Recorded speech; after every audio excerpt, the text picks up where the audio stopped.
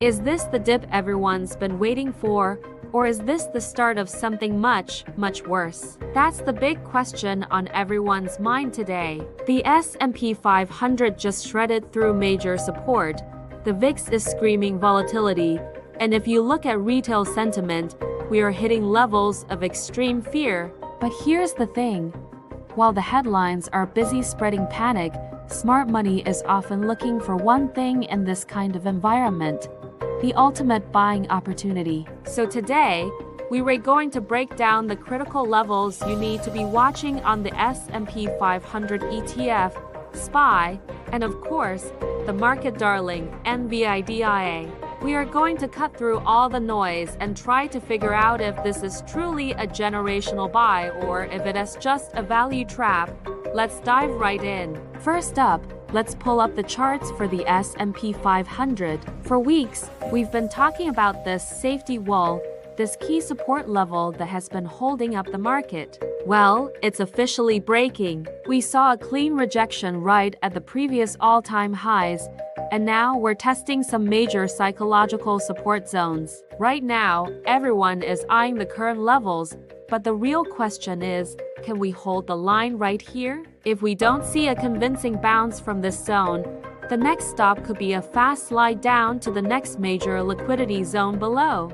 Now, why is all this happening? It's really a perfect storm of factors. We have ongoing macro uncertainty, concerns about inflation and interest rates, and of course, those war risk headlines that have been circulating and rattling the markets. But it's crucial to remember that historically, some of the best gains are made when the crowd is the most afraid. This is when fear is at its peak. And you can't talk about the US market right now without talking about the engine that has been driving so much of the growth, NVDA. Let's look at the NVDA chart. It is currently in a serious tug of war between the bulls and the bears. It was long ago that we saw people confidently betting on a $250 target. But right now, the entire focus has shifted to the $185 level. This is the line in the sand. If NVDA can hold 185, the bull case stays alive.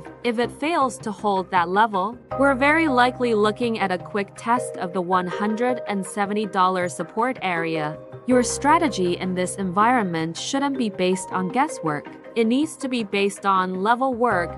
That means you have a plan for specific price levels. Are you a buyer at the $185 level?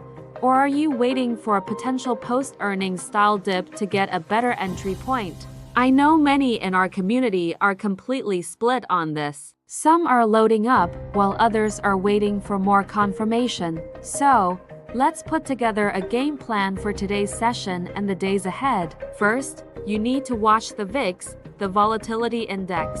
If the VIX continues to explode higher, the bottom is not in yet. What we want to see is volatility hitting a peak and then starting to curve back down. That's a sign that fear is subsiding. Second, don't go all in. This is a market for scaling in your positions. If you truly believe this is the ultimate buying opportunity, use smaller entries at these key support levels. Don't try to catch the falling knife all at once.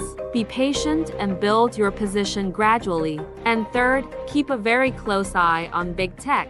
If NVDA and Apple start to stabilize and find a floor, the rest of the S&P 500 will likely follow their lead. They are the market generals right now. The US market is at a major crossroads. This is either the greatest buying opportunity of the year or it is a massive warning sign to stay on the sidelines and protect your capital. But now, I want to hear from you. Are you buying this dip or are you holding cash until the dust settles? Drop your price predictions for SPY and NVDA in the comments below. I'll be going through and hearting the best analyses. If you found this breakdown helpful, do me a favor and smash that like button and subscribe to us Market Pulse for your daily dose of market levels and alerts. Stay sharp, stay disciplined, and I'll see you in the next one.